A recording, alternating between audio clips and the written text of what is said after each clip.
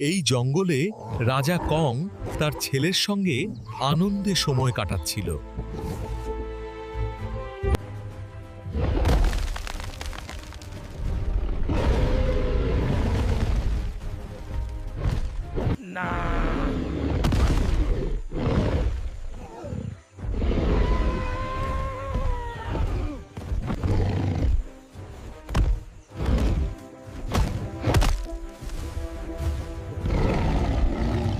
Dinosaur,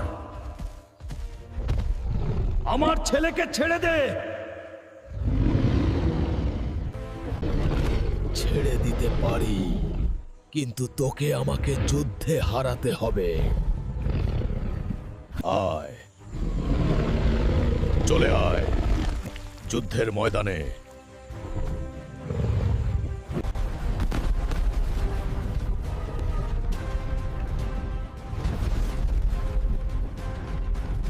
বন্ধুরা, তোমরা সবাই লাইক, কমেন্ট আর সাবস্ক্রাইব করো। আমার বাবাকে শক্তি দাও।